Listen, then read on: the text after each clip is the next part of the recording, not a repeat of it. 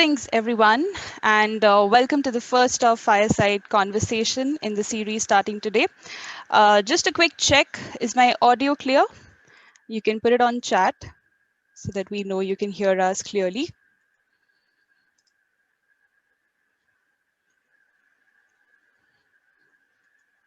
And also confirm if you can see the slide. All right, fantastic. Thank you so much for the confirmation. So my name is Shraddha Dhar, and I lead the delivery and operations team at Strengthscape, and I shall be the moderator for the Fireside conversation today. Just a few checklist items. Since it's a 1 hour conversation, I request everyone to be on mute. You have been, put on mute by the admin, so you can put in your questions definitely on chat. We have a Q&A round towards the end where the speakers are going to answer your questions. And yeah, so with that, let me give you a context of this fireside conversation. What are we really planning to do? So we all know that the pandemic has created a sort of turbulence in the business landscape today, and leaders along with organizations, they are planning to, they're in a state to really reimagine, reform, and rebound. They're into a world of post-COVID where they can ensure that there's business continuity, and of course there is success within the organization. So what are we really looking at? We are looking at knowledge sharing amidst this time where we can exchange knowledge with industry peers, thought leaders, and we are able to then go back to the drawing room as leaders and say what really needs to change within the organization to be successful in the post-COVID world. So the Fireside Conversation series has been launched really to keep this exchange of knowledge and information going. And today we are kickstarting with the first Fireside Conversation to really understand the rapid evolution of the leadership context, right? Leaders play a great role in this change journey, and we definitely need to understand how the context of leadership is changing. So for today's fireside conversation, I am joined by our guest speaker, Benny Ramos. Um, Benny is the Director of Global Solution Practice for Business Skills and Leadership at Skillsoft.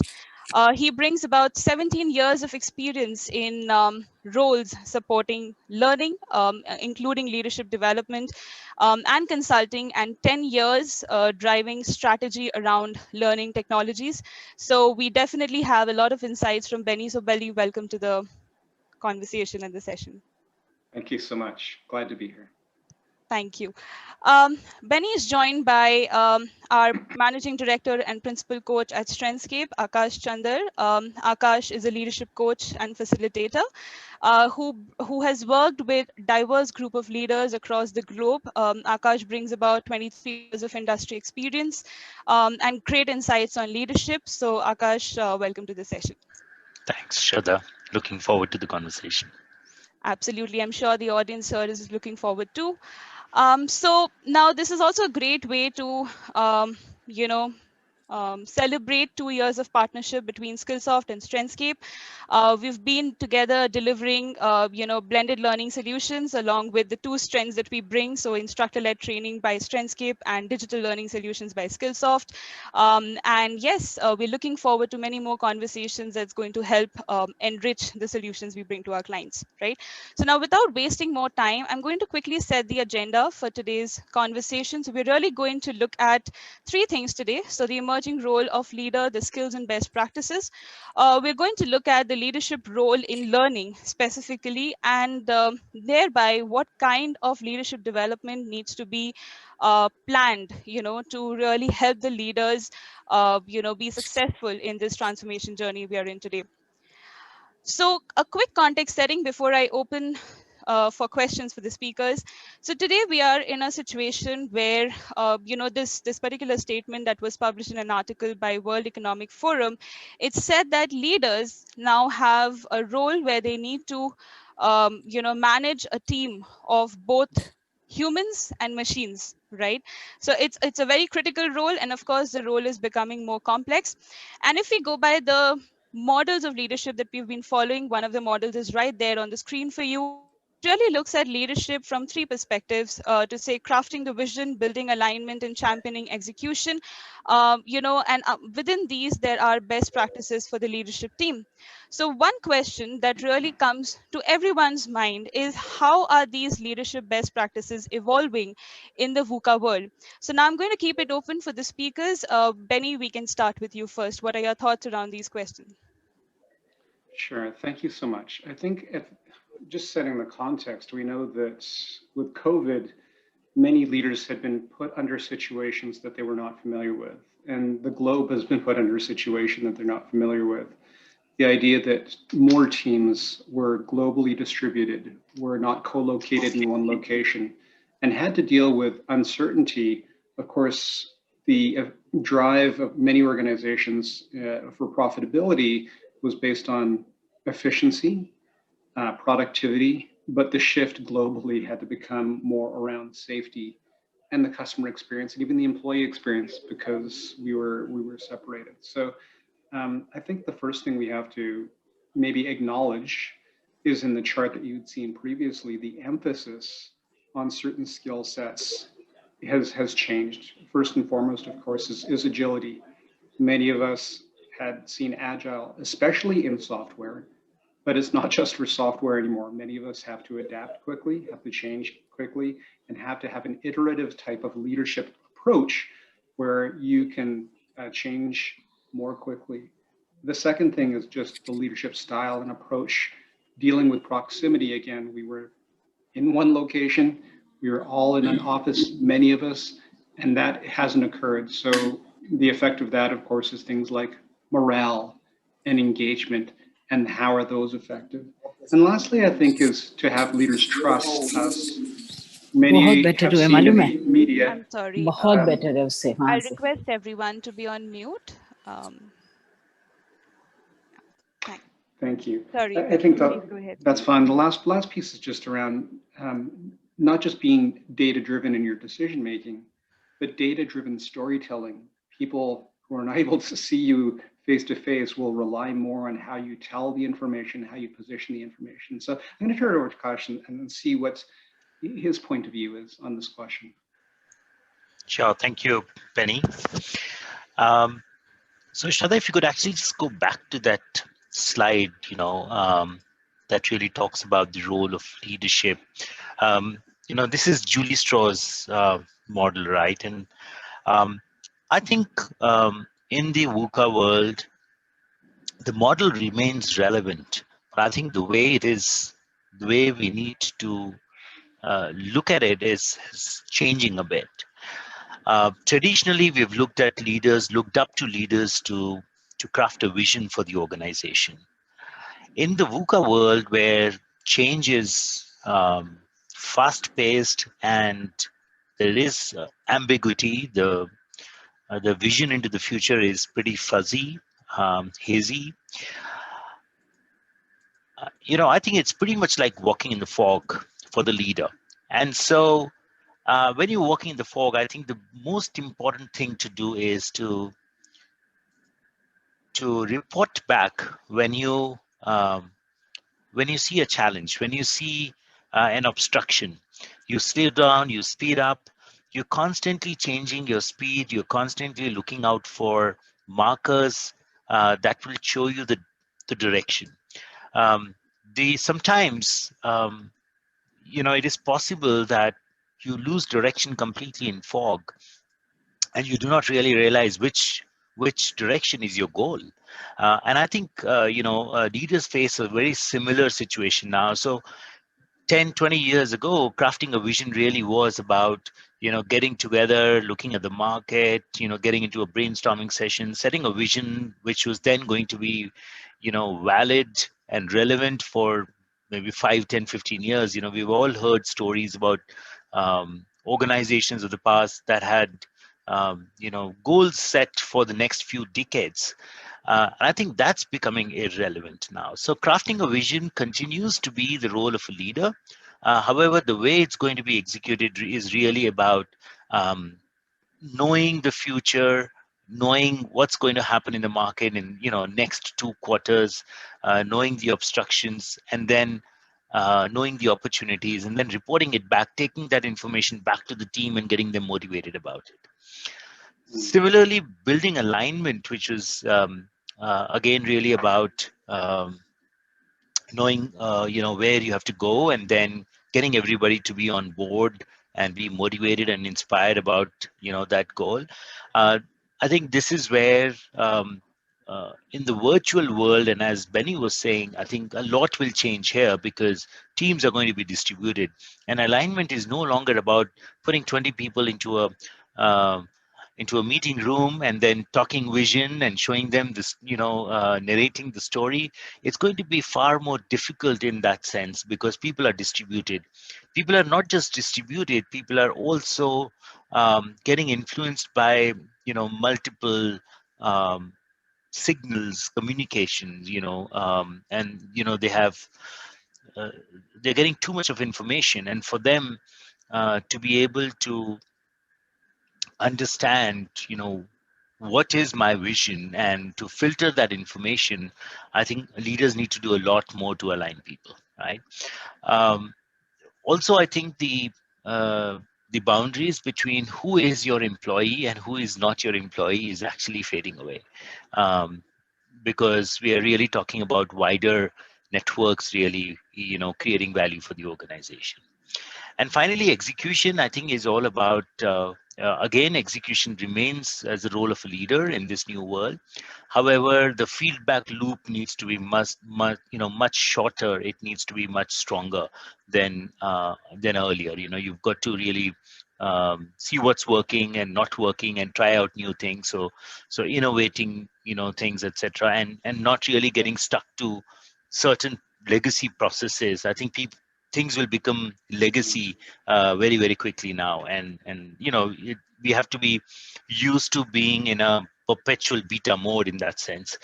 So execution is really changing from that perspective. But at the base of it, crafting a vision, building alignment, and championing execution, to me, those three words still make sense. They're relevant, but they need to be looked at in a different way. That's my view. Perfect. Yeah, if I can respond to that, if what I heard you saying is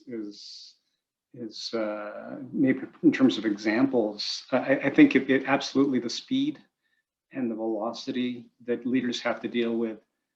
Last year, just a couple of quick data points. We know that Accenture had indicated in March that many organizations had planned change because of digital transformation, employing technologies, AI, machine learning, blockchain, these types of things. But that was supposed to occur over the next 3 to 5 years. And what really happened from March was 3 to 5 years was compacted in 3 to 5 months. So, Cisco, for example, in January of 2020, it indicated that about 50% of their customers were interested in enabling remote working as a way of work-life balance. But by March, again, 95% of industry was investing in this for a very, very different reason. That work-life balance, they were doing this for safety. And I think coming back to, you had a very good point around the role of the leader, especially around alignment and the expectation of the leader. So in the past, we know that the leader was maybe the best person that was doing the job, the best salesperson, the best person in manufacturing, and really their job was just to observe and coach because they were good at it. So the people they were managing were going to be able to benefit from that experience. But Defton Legel had written some books in and around the idea that the new leader is more like the symphony conductor. They don't tell the horn player how to play or the drummer how to play. What they do is they make sure that everyone is on sync. They make sure that the right team members are composed together. And lastly, I think in terms of leadership, we're maybe talking a little bit more about one person, but I think leadership in the context of today, you talked about the idea of being blind or being in a fog, that leadership has to be, it's a function, it's not a person. So leadership can be many people on a team, many people in an organization. And anytime you can help a person, anytime you can help affect their decision making, anytime you can affect the productivity of others because you give them support. That's leadership. And I think distributed leadership today, just as our teams are more distributed, can help organizations be more agile, be more competitive, and speed up the decision-making process instead of just relying on one or two people. Teams have to be more leader, demonstrate many of the leadership competencies that are here on the slide. So I'll stop there and see if you have a reaction to that. Yeah, I know, I completely agree with you. I think it's the velocity, right? I think that's the underlying difference between, you know, what was happening earlier and now. It's really about the velocity being different, being much higher, and therefore the perspective of the role is changing. Yeah. Okay, perfect. Maybe as far as the velocity goes, just one last comment, and I would just say that, you know, as we're moving into the next question, I believe around development, that organizations and the lifespan of organizations is becoming much shorter and quicker as well, which correlates to the number of careers a person may have. So, you know, the half-life of organizations over the last 13 years has become smaller.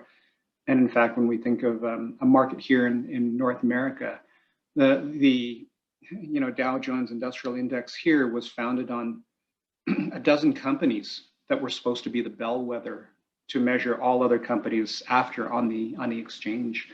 And of those original companies, only one exists now. The rest have gone away. The rest have no longer have a need to exist. So that just tells you about how business is occurring. And for us, the context, if organizations are becoming shorter, the lifespan of career is becoming shorter. So, you know, when I grew up and I would come back to my father, he trained for one thing that he was going to do for his whole life. Today, the CLO of TD Bank had indicated it at the Association for Training and Development that a person may have up to 27 careers, not just because careers are getting shorter, but because we're living longer. So it is a life, when you talked about perpetual beta, a life of perpetual beta, learning to have a new role, to have a new function is going to be the way of the future. So maybe we can talk a little bit about that as we go forward. Sure, absolutely, we could. Sure. So I would definitely request the audience to, you know, if you have any thoughts or comments, not just questions, please feel free to put it on chat. We'll see towards the end if we can allow you to come off mute and share your thoughts with what Akash and Benny is sharing. But just sort of, you know, summarizing, and the keywords that I really picked up in the conversation were about, you know, Benny initially spoke about dealing with proximity that leaders need to do. You know, Akash spoke about, you know, you can't lose direction completely in the fog. And now we are moving towards distributed leadership. We have distributed teams. Velocity, of course, is one of the key factors. And leadership is a function. That's very interesting. So it's about many people. So those keywords are actually leading me to the next point to say, talk about the concept of hierarchy, because now for leadership, it's become increasingly important to leverage networks. We can't really go by the traditional hierarchy system. And I guess, Benny, since you're the expert in understanding this transition from hierarchy to hierarchy, I'll actually request you to throw some light for the audience on this concept, and probably also reflect on the question we have next related to this is how can leadership, what leadership skills are required to leverage hierarchy in these changing times? So over to you, Benny. So when we think of the hierarchy to hierarchy, of course, many people would understand that in the leadership context, but the term of hierarchy, the diagram that we saw on the prior page was from Hierarchy of the Internet Timelines, who works with Clark Quinn, Jane Hart, Jay Cross, who help organizations in and around the evolution of their collaboration and collaborative networks. And one of the things you're going to notice is that today, the role of the leader is not just to lead people, but people with other people and technology. So the output with digital transformation, again, with AI, machine learning, blockchain, and so on, the leader's role is not just the output of the people, but the output of the network, which is people and machines to machines. And with that in mind, You need to have some sort of media awareness. You need to have some digital transformation savvy. So I think the first thing that you're going to notice with respect to the leader is that they hopefully have some sort of understanding and awareness of a digital leadership. And digital leadership in simple is just that acknowledgement that technology has changed the way that we work and the way that the customer expectation is. In the World Economic Forum that we will go back to, in 2016, 2017, so this is even prior to the pandemic, it indicated that by 2030, about 50% of all the roles and all the jobs that we will be doing have not yet even been created yet. So this comes back to that idea of agility. And if we were going to think about that in terms of how that affects your workforce, about 1 in every 6 individuals will be very affected and made unproductive over the next few years. So how do we deal with this idea? How do we make sure that these people are engaged? How do we upskill, reskill, and keep them employed? The leaders, I think in terms of competencies, we have to think about what are those things that has emerged sooner than later. Virtual leadership. Virtual production is one of the tenets of digital transformation, but virtual leadership, because people are no longer in an office all the time, and the people that you're leading are maybe not also co-located in your region, but globally. So virtual leadership is one piece. Second thing we've already talked to is agility. Third I've referenced is data-driven decision-making, but also data-driven storytelling, because I think that's something that will be important. And the last thing I think is an emphasis on innovation. Innovation is not something that many business schools had taught over the last 3 to 7 years, but has become more important. And I'll give you just one quick example. We're a historic example. When we think of, there's lots out there, by the way. Nokia used was leading with the old tenets of Corn Ferry.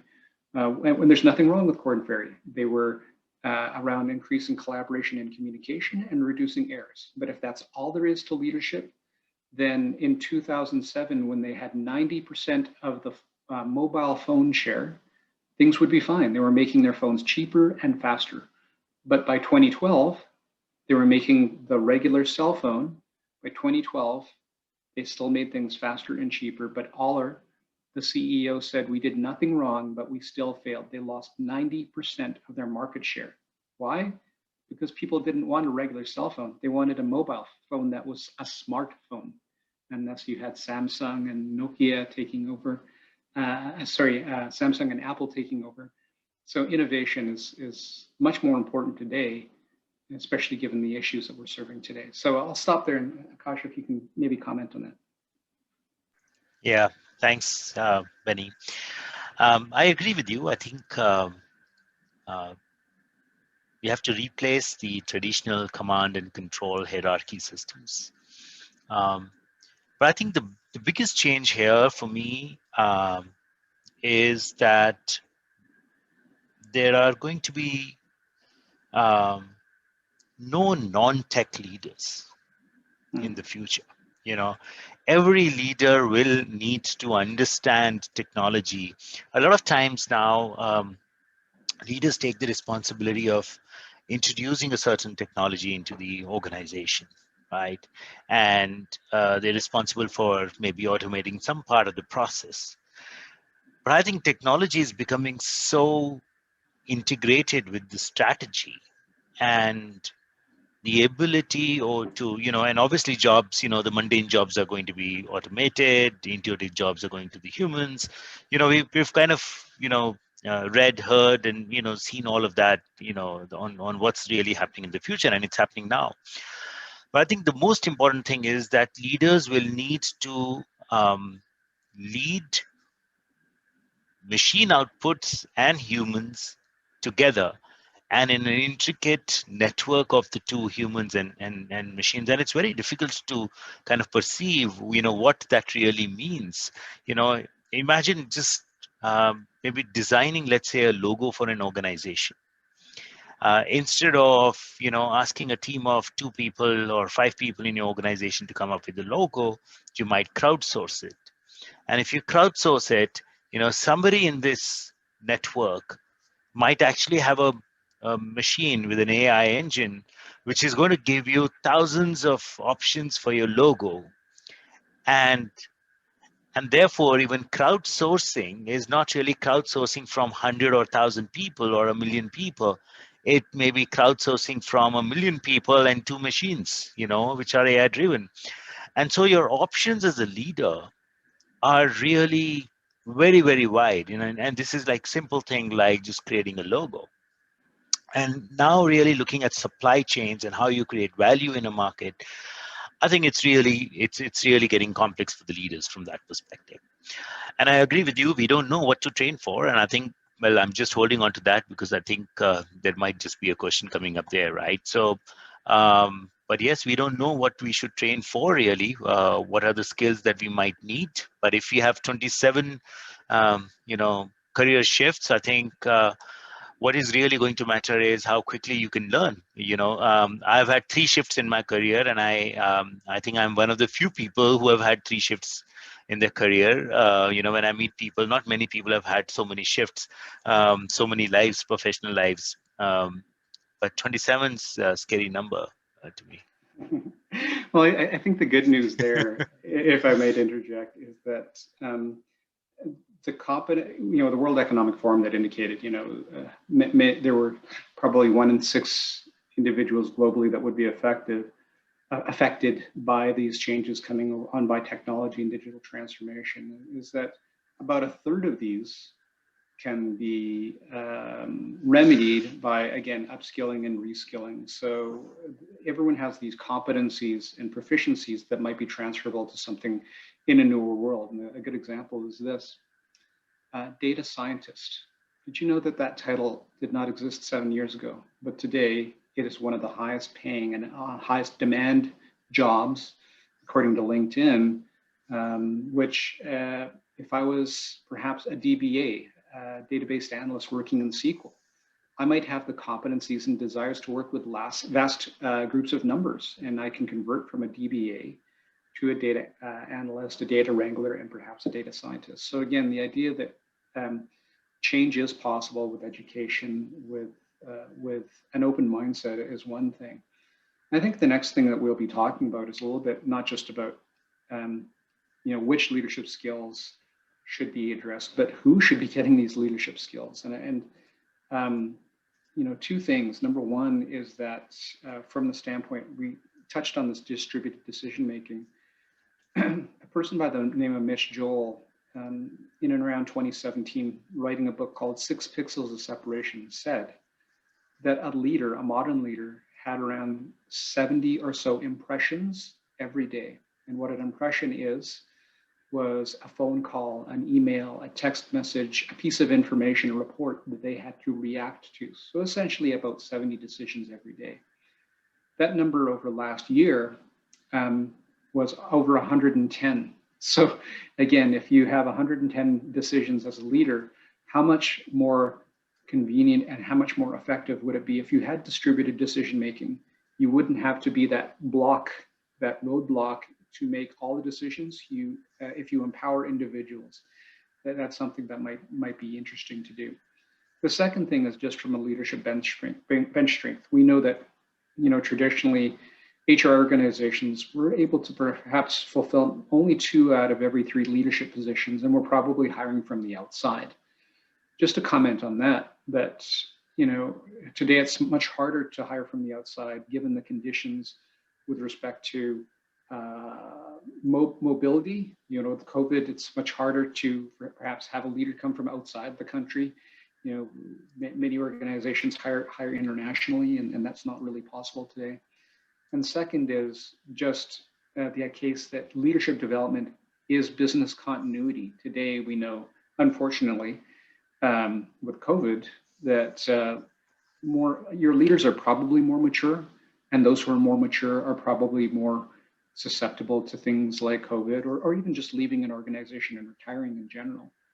McKinsey has actually indicated that leaders 55 to 65 are increasing by 4.6%, and those who are 65 or older are increasing by about 2.3%. So you just have to have that pipeline, and developing leadership early, and leadership skills will benefit the organization if changes are happening and changes required. So I'll stop there. And again, thank you for all those comments. Yeah, over to you, Shraddha. Sure. Thank you so much, Akash and Benny. So I see one very interesting comment by Anjali there on chat, who also talks about Kodak, just like Nokia, who declined the, getting into the digital photography. Another example of how, some leaders resist change and then they struggle to keep up. Thank you so much, Anjali, for sharing that. Benny, I think there's one small request, to briefly explain again what hierarchy really means. And very briefly, again, some of us are still a little bit not Sure. Due there. to the So we just concept. got a request on chat. Yeah. Absolutely.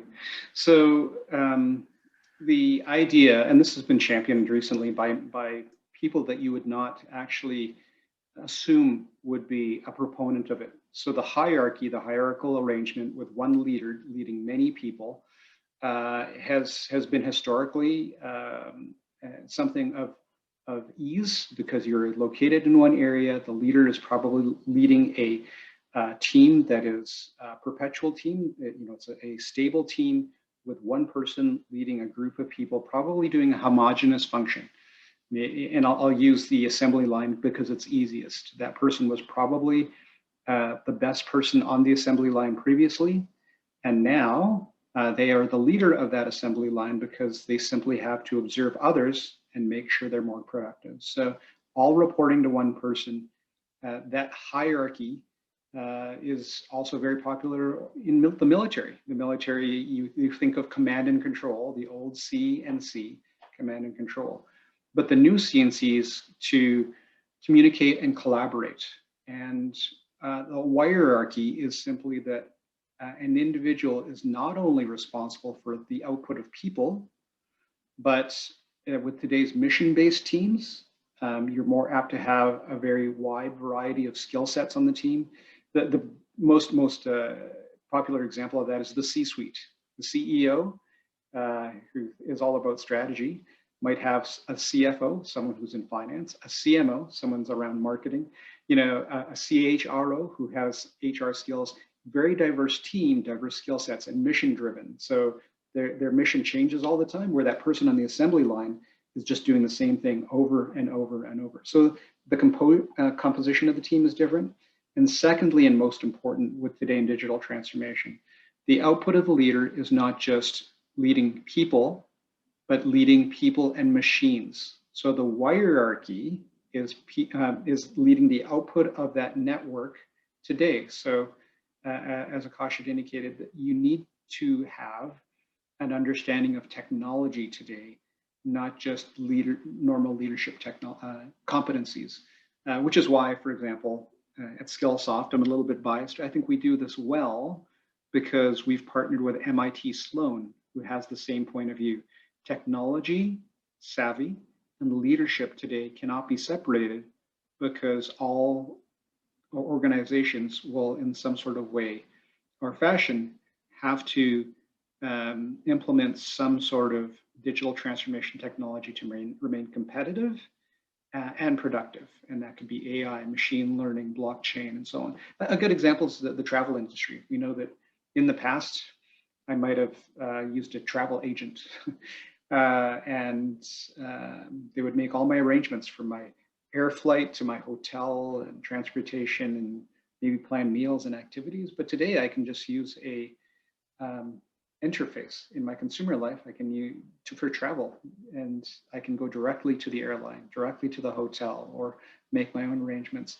This is the expectation of the customer, which is why leaders and organizations have to be much more agile. So I'll stop there, and hopefully that makes sense to the question that was posed. Yeah, absolutely. Thank you so much, Penny, for clarifying that. Okay, If I so could yes. if I could just add there, I think why Benny did mention it earlier, one of the things that's coming out of hierarchy is also the fact that consumers, traditionally innovation really worked around defining customer problems and uh, then trying to find an innovative solution for those problems. And in this connected world where you have an interface of machines and humans, consumers have no idea what they want anymore. And you have to really innovate beyond, the explicit needs and wants of customers. Um, you know, People were not asking for an Android phone. And so if Nokia was really innovating, they were really innovating their processes to make more, cheaper mobile phones, because if you were to go and ask a customer, what is your requirement from the mobile phone, they would say, I want a fancy color and I want it cheaper. And that's what probably Nokia was doing, right? They were making the phones lighter and easier to hold, and all those things that customers would tell them. But customers were not able to say, "I need an Android phone which will have so many apps," because they had no concept of it. So I think the industry is really industry has been going there for many years, but I think the speed with which it now needs to just come up with innovative solutions that even consumers have not thought about or have needed um, is what is making this more complex. And hierarchy is really about using those networks to create value, value that consumers have not thought about either or have wanted. Right? Yeah. Thank you. Okay, thank you so much, Akash and Benny. All right, so I think from here, what I'm really understanding, and I'll in fact pick up from the last point that Akash made because that's sort of fresh right now in my mind to say that the speed at which you need to come up with innovative solutions, that has to change or it has to increase. In fact, the speed. Now, to really come up with innovative solutions, employees need to be trained and they need to be they need to go through proper learning and development. If you really go by the McKinsey model that you see there on the screen, McKinsey really said that the L&D role is changing from just providing learning to becoming a little bit more strategic in their approach. I request everyone to be on mute. Just one sec. Yeah, thank you. Okay, so coming to this, so McKinsey said that L&D has to be more strategic in their role, and these were the 9 components that they really gave. Now, from here we'll narrow down the role of leadership. We've understood that yes, leadership role has changed, but from here we'll narrow down the role of leadership in learning, because if you really need to speed up the innovative solution, leaders also need to become a crucial part of the employee learning journey.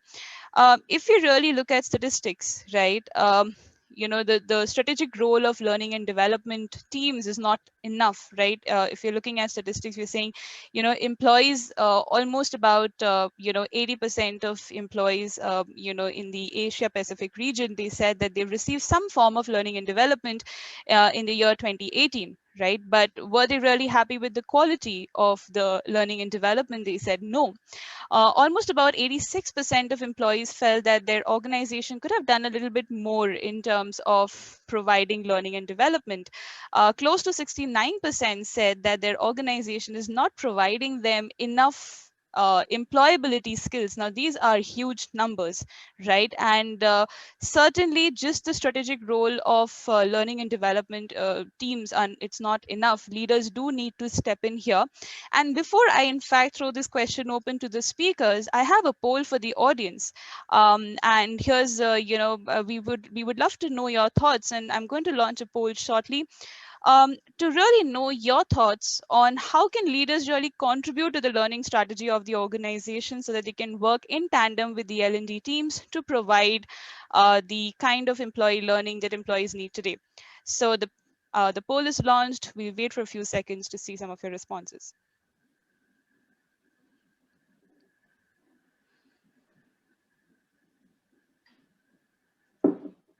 Okay, I see some have already responded. And I think majority are going with creating a learning culture and making it a priority.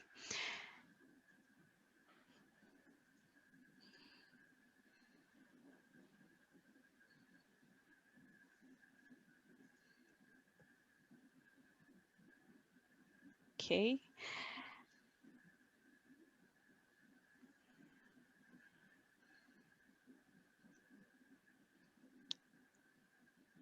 We'll wait for a few more seconds.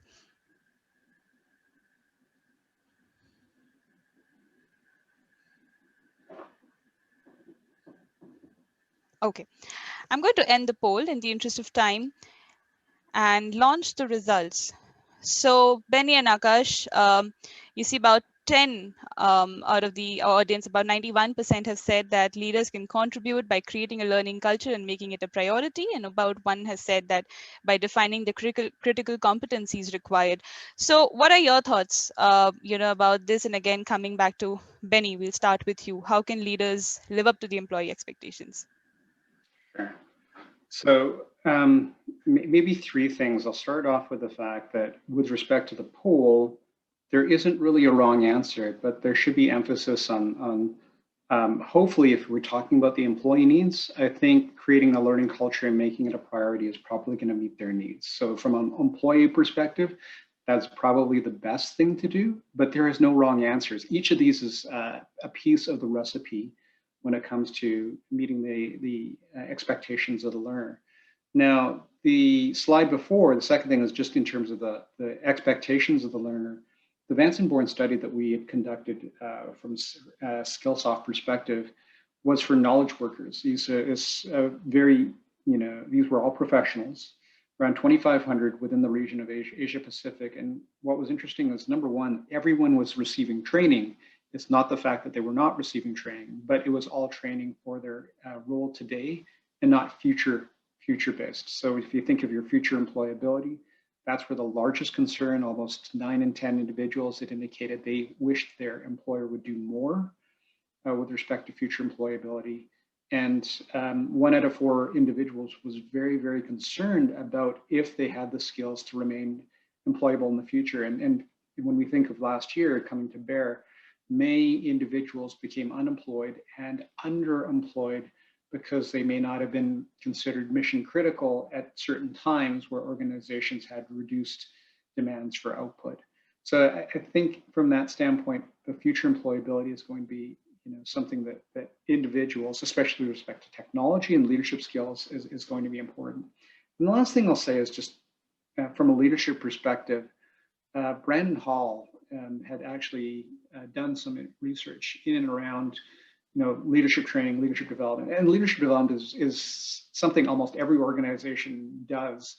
In fact, McKinsey, that we've talked to previously, has indicated about 1/3 of all budgets, which is a large portion, is allocated annually to leadership development. It's almost as much as compliance in many instances, which every organization probably has to do some safety training.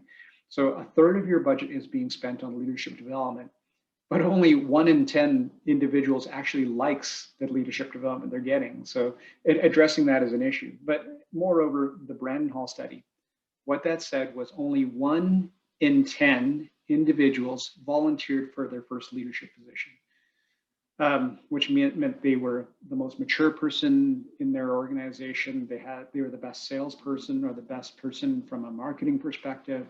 They were nominated. And if only 1 out of 10 actually volunteered, then the other 9 out of 10 were probably not prepared mentally or from a knowledge perspective to take on that leadership mantle. So I think it talks to the idea that in order to make to serve the employee needs, leadership skills have to be more broadly available to our organization. So I'll stop there and see, Akash, if you have some comments. Sure. Thanks so much, Benny. I agree with you completely. To me, I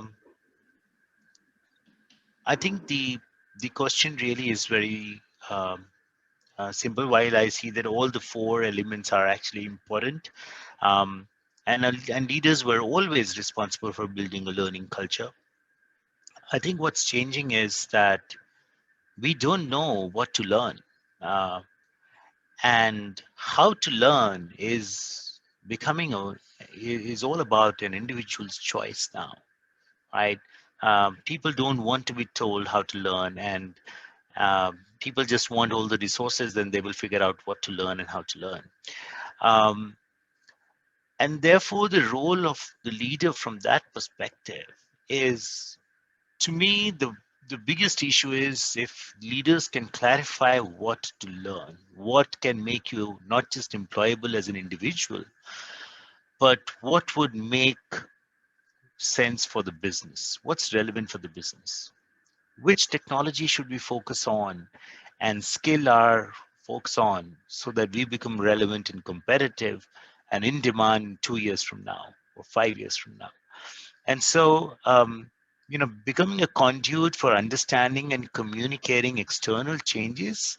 I know we don't have any words there, but I think that's a very important aspect. And leaders need to constantly bring their understanding of the market into the organization, right? And they're the connection between the external world and the internal world for the organization. So I think that's an important one. Making learning a priority and driving a culture of learning, I think that's kind of given. I think uh, I don't think anything much has changed there, but for the fact that because the pace of learning needs to be faster, there has to be a bigger priority on learning. Um, yeah, and I think from the leader's perspective, another element would be to really constantly uh, go back to the drawing board, define what this organization is going to be doing, and therefore what is it that we need to learn, what is it that we need to change. So you'd not only be a conduit for communicating the changes in the external world, but also constantly communicating the vision, which is nothing but a moving goalpost. Mm. That's very interesting. Yeah, I think coming back, everything I agree. Again, we're in agreement with many of the comments that we've made together. But I think one thing we should just confirm, and I know that everyone here knows it because we deal with this every day. But from living up to the employee's expectations is just the fact that if we understand the employee, we understand that they have consumer-based tendencies. They use Facebook, they use Netflix, and some movie application. They use different music apps, and that is what we're competing with when we think of online education. If it's not as good and as easy as that, then it's going to be difficult for us to engage them. And Berzin actually 2 years ago talked about the idea that we discretionary amount of time for learning is only about 21 minutes a week. So do we have learning that can fit into a 21-minute time frame? If a person is choosing only 21 minutes each week to learn, do we have assets that can be there? And the idea of YouTube, for example, has really colored the expectation of what media and attention span could be. You may know that over many years, the average sitcom or television show was about half an hour, and that was our attention span colored over many decades. But once YouTube came in, the physical limitation of YouTube was that a 10-minute video, originally only 10 minutes of video was allowed. And that colored a person's expectation that videos should be short, and they could be sharp, and they should only be 10 minutes long. Today, that's much different on YouTube, of course, much longer. But these are the expectations of the learner.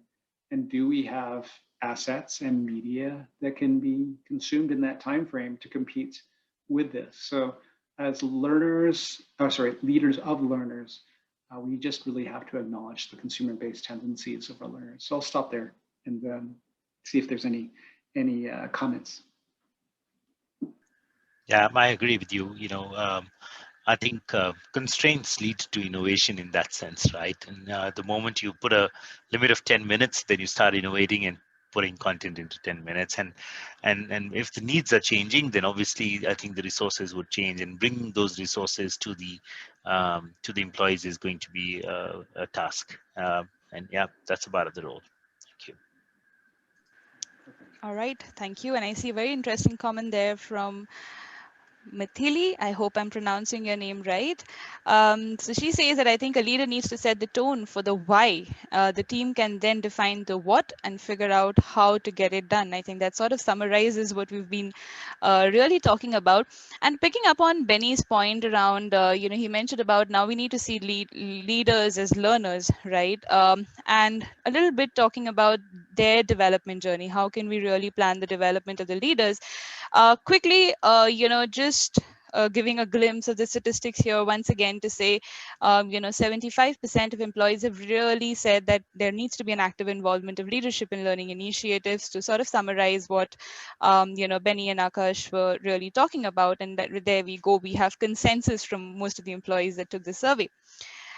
So what kind of learning programs are required to be designed for leaders today? Now that we know that there is a paradigm shift, I would say, if not an entire paradigm shift, but there is a changing role of leadership. They need to have specific skills to leverage hierarchy, and they need to also increase their involvement in employee learning. What kind of learning programs can be designed for leaders today? And maybe Benny, you could answer this first and also throw some light of what kind of work Skillsoft is doing around similar lines. Sure. So I think from the standpoint of learning programs, the requirements, we've kind of talked about that over the course of the call, switching from skill sets to mindsets, more general mindsets around agility, innovation, based on the velocity of change within organizations. But in approaching the learning program, there has to be the ability to serve both the formal functions and the formal alignment within the organization of their goals and objectives. So these might be those learning paths, learning programs, what we might have called curricula previously, but students don't know what a curricula is, so we should call it something else. And secondly, the ability for on-demand working in the flow of work learning. So the ability, just like the help button on Word or PowerPoint, do I have the ability to have performance support in my role, especially from a leadership perspective? And perhaps it's as little as a 3-minute video that I can watch prior to actually going on a Zoom call to give feedback or walking to the office of someone to give feedback. So serving both the formal, informal, and the social learning aspects. And if we were to comment on what Skillsoft is doing in this area, really quickly, 3 things. Number one is we do have the ability from the standpoint of our platform to be in the platform or not even have to be in the platform to access professionally vetted content that you can watch and you can read and you can listen. So I think that's a great opportunity for working in the flow of work. People use a browser all the time to look for information. And if you can use a browser, you can use our content, whether it's a mobile phone or a tablet or a workstation. So that's the first thing. The second thing is from the opportunity of accessing learners, learning styles. Skillsoft has been a proponent and a champion of watching, reading, listening, and practicing. So all across, no matter what your type of learning style is, there's assets available for you to be learning and incorporating within your leadership journey. And one of the most effective things is those practice assets. We know that putting something that you've learned into practice quicker helps you retain it faster, which could be in the form of PowerPoints, discussion guides, all brandable, so you can use this all right away in your work role, which is something that I think is very, very important and a differentiator for us within the industry. And lastly is coming back to the attention span. Many of you have probably watched learning-based video, but we have found in our research with MIT and the McGovern Institute, we actually did brain science to ensure that we knew what was most effective in helping people have more parts of their brain activated as much as possible, having the stimulus in their brain. So much of our content is not just an expert like myself telling you what good looks like. It's actually showing you what good looks like with scenarios. So you can see what good leadership looks like and bad leadership looks like. and make decisions around how you might want to act yourself. So I think at Skillsoft, the scientific approach has really informed us with MIT Sloan, who is co-creating and co-curating our content with us, what the model of the future could be like. So I'll stop there and get your input from that. Yeah, thanks, Benny. I think, I of course agree with you. I would keep it short. I think two things that I'd like to highlight. One, what kind of programs need to be designed for the leaders? They need to be designed keeping the individual in mind, which means that you've got to deliver learning journeys into the learning style and preferences of the individual, right? Now, you've got leaders from very diverse generations, backgrounds, leading organizations, and increasingly you will see not just leaders who are, and you gave some of those numbers earlier, who are seniors, and or perhaps senior citizens, but also, leaders who are really Gen Y and Gen Z, right? And so I think the learning will have to be delivered into their learning style and preferences. That's number one. Um, so we have to provision for choice, create a choice in how you could learn. Um, the second aspect there is really they've got to be learning based on what if scenarios, because the situations that they're going to deal with, traditional models and information and knowledge that we have had is probably not going to be sufficient for them, or will not prepare them sufficiently for what they're going to come across as a challenge. And therefore building, and I think that's perhaps what you were indicating as well, Benny, building what if scenarios, simulations. I think that's what's really going to work, because then they're going to see how complex the environment is and how multiple variables kind of work together, how machines are working and how individuals are working, and how an uncertain future in an uncertain environment is kind of creating a certain level of complexity. So two things: one, deliver into the learning style and preferences of the individual, and two, build a lot of what if scenarios and simulations. I think those are the two things I would like to say. Sure. Thank you so much, Benny and Akash, again for those thoughts. In the interest of time, we just have about 3 minutes. So I would like to sort of conclude, but with one question there on the Q&A, which is, aligned to what we were just discussing. So Arnab is asking about how can a leader really balance the employee learning, basis aspirations versus what's really needed to meet the business needs. So how can employees be provided learning and development to create that balance, aspirations versus business needs? Sure. So I think the aspect there is when you talk about aspirations, much of the data that we talked to previously is featured around the employee's concern for future employability. And if that's the case, if it's aligned with the organizational goals, I think that there should be support. When we think of engagement, Aberdeen Group and Aon Hewitt really quickly had indicated that one of the biggest engagement drivers, so keeping your people, retaining talent, is not only work-life balance and performance management, but career development was the number 2 thing in both, for both organizations. Supporting career development overall, again, at the end of the day, we're all aligned around performance. So if it's performance for today or performance for tomorrow, I think it's an interest that our leaders should be taking in with respect to aligning and engaging our individuals. So I'll stop there, understanding that we have are coming up on time. Sure. Thank you so much, Benny. So before we close, and Arnab, I hope that answered the question that you've put on chat. So before we close, any final thoughts, concluding remarks on the rapid evolution of the leadership context? This time I'll probably start with Akash, your thoughts, and then we move on to Benny. You're on mute, Akash.